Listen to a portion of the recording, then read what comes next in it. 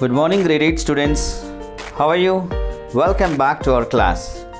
I hope that everyone completed their poetry notes, writing glossary, poem, question answers, and also the colorful activity related to the poem, isn't it? Thank you once again. But see, children, only 50% are keeping the posts. The remaining, they are not at all responding.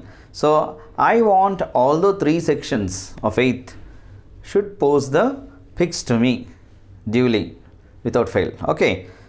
And now today we can start our grammar. We have a grammar book prescribed for this 8th class. What it is? New Grammar and More. Let us take that book. Okay. Earlier we have completed 2 or 3 pages, but most of them they didn't purchase the books. So once again I'll recap, automatically they can follow that. Okay. And now here we have the topic sentence. What is the topic for us? Sentence. So in this sentence, we will come to know what is the sentence, what are the kinds of sentences, followed by exercises. Okay, when we come to learn about this sentence and all, maybe in your 2nd class or 3rd class, right? Now see, what do you mean by a sentence? Generally, when we speak or write anything, we use some words. We generally use these words in groups. I am teaching grammar. You are listening English grammar.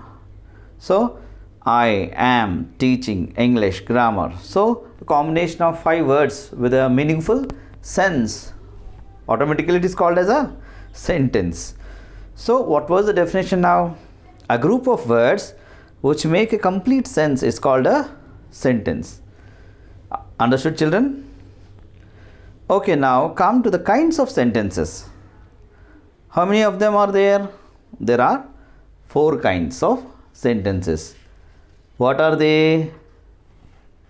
They are declarative or assertive, interrogative, next one is imperative, and the last one exclamatory. The first one, declarative, we can call, assertive we can call, or else other word statements also we can call. Understood? In which way we will be having a name, and name includes with surname also. Then that pet name or nickname, the person is one and the same. Like that here, assertions or else declarative sentences or statements is one and the same. Okay. It ends with a full stop and starts with a capital letter, all the sentences. For example, here in our textbook, we have given some sentences there. Rajashri plays the guitar. These shoes are very expensive. Good morning, Manisha. It's good to see you. So these type of sentences, still more we can. Okay, like the earth revolves around the sun. He is a good cricketer. Well answered. These all comes under statements or assertions we can say.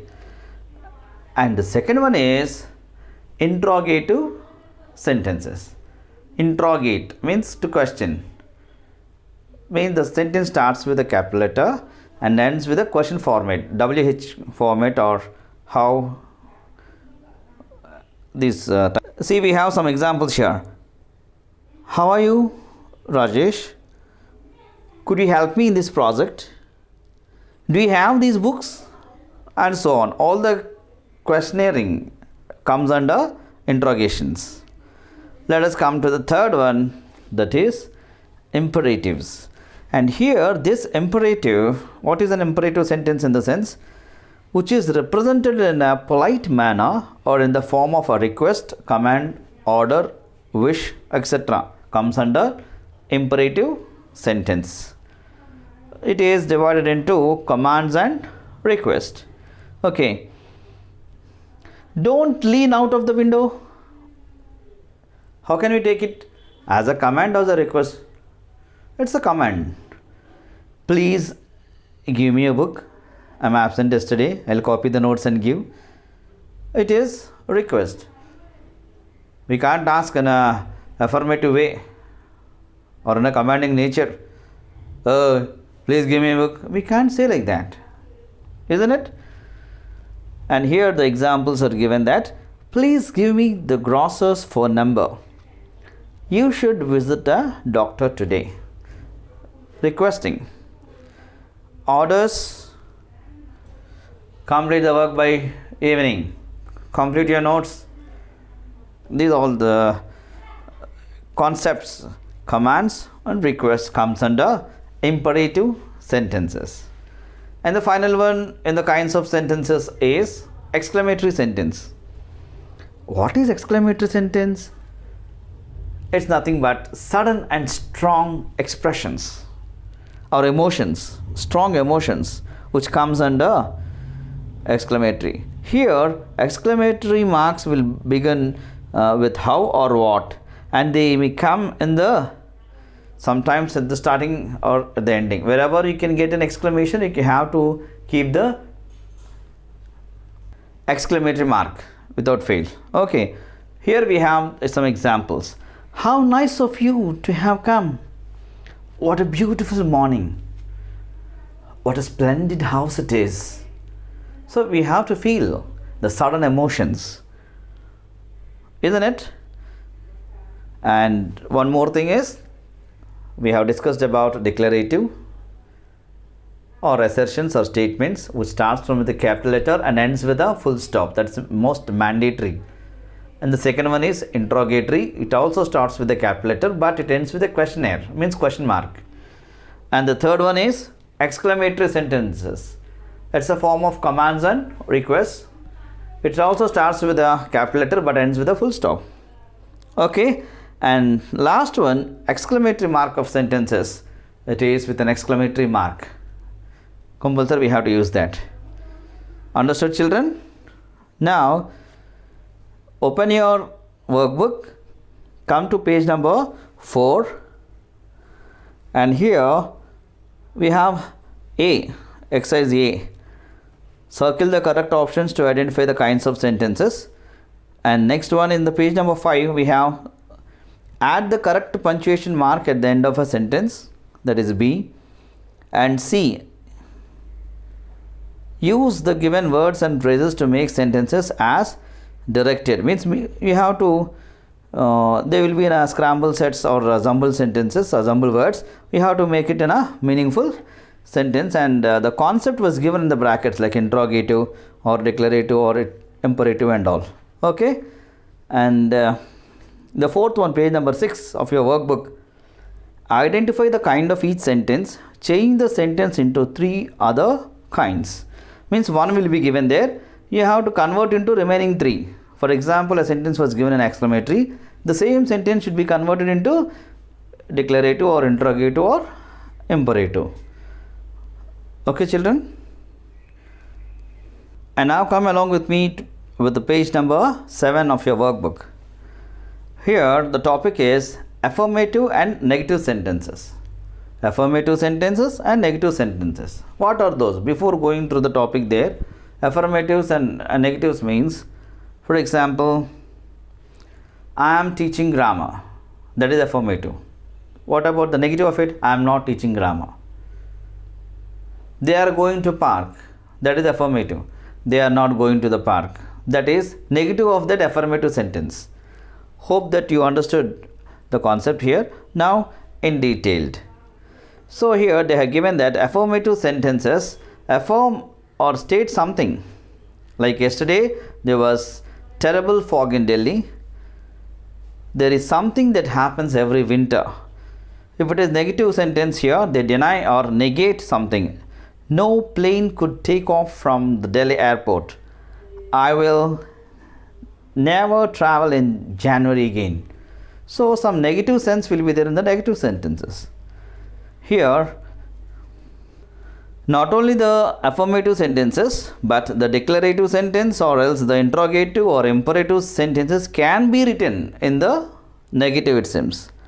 See, I could not have written this faster, that is declarative. Couldn't you have come earlier? That is interrogative. Do not be late again, imperative.